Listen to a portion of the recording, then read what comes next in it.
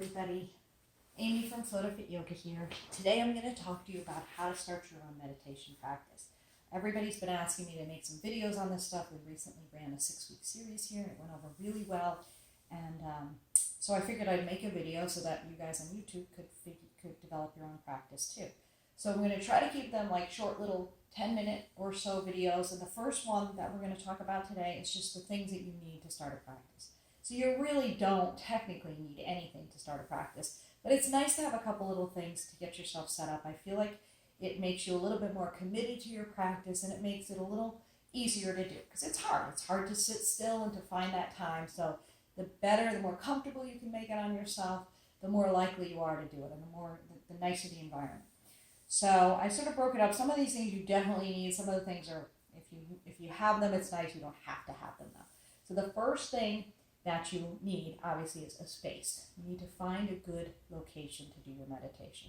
It should be a quiet space, sort of isolated from the rest of the house. I use my closet, and people always laugh, but it's a big closet, it's a big walk-in closet.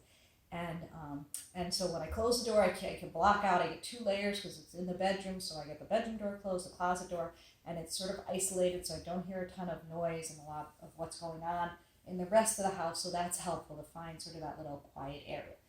So, and then once you find that little quiet space, it's nice to make it nice and set up for your meditation practice with some little things that are meaningful to you. So for me, like I took some of the stuff off of my little meditation sort of altar, if you will. I have my little Buddha that I have on there. That means a lot to me. I got that in a shop that imports stuff directly from India. And since I haven't been there yet, that's the closest thing I could get. I have my little scarab from the British Museum. I love them. I love what scarabs meant to the Egyptians.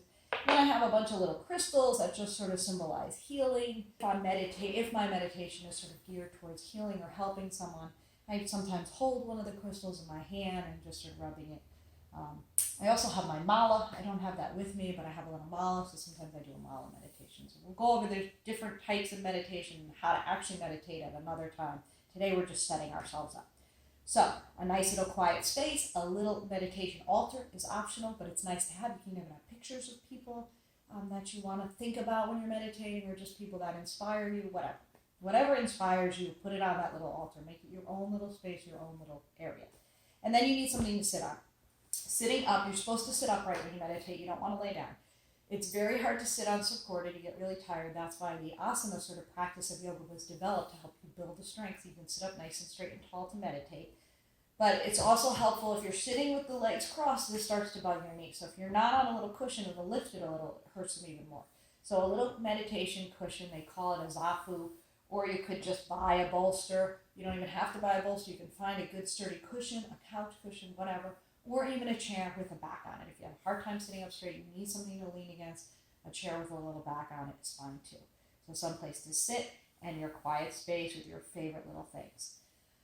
Okay, the second thing you definitely need is a timer. So you need something to time yourself. I use my phone timer. It's the buzzard on my phone, I haven't figured out. I'm not super technical. I haven't figured out how to set the timer with a nicer chime at the end, but you want something that doesn't like jolt you out of your meditation like I have.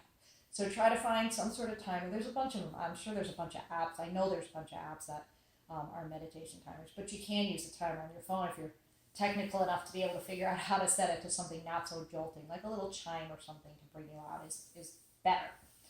So, and you want it to be quiet so it doesn't distract you. And then the other thing you want to do is you want to have a set time of day. So that might take you a while. As you meditate, you might move around a little bit to find the right sort of time of day.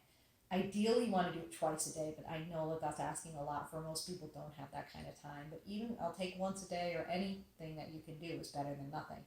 But setting that time is helpful because it just sort of builds it. You want to build it into your routine. You want to make it part of your day, every day, no exception. So after I brush my teeth, I meditated. Before I brush my teeth, I meditated. Before I wash my face, or whatever, either in the morning or at night. And again, as you start to practice, you'll figure out what the best time for that is.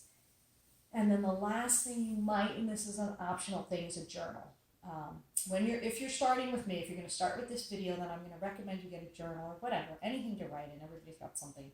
And it doesn't have to be anything elaborate after every meditation, but just writing a little note. It helps keep you accountable It helps you look back at your practice and see how it's developed over time. So I think it's really cool to sort of, and it also sort of, sometimes things come up while you're meditating, and you can't really get rid of them until you sort of write them down. So sometimes it's just helpful to have something to write it down and then push it out of your mind and then get back to your practice. So that's really all you need to start a practice. So gather that stuff up, get yourself a nice little place to begin, and check out the next video that I make, and I will teach you how to actually meditate.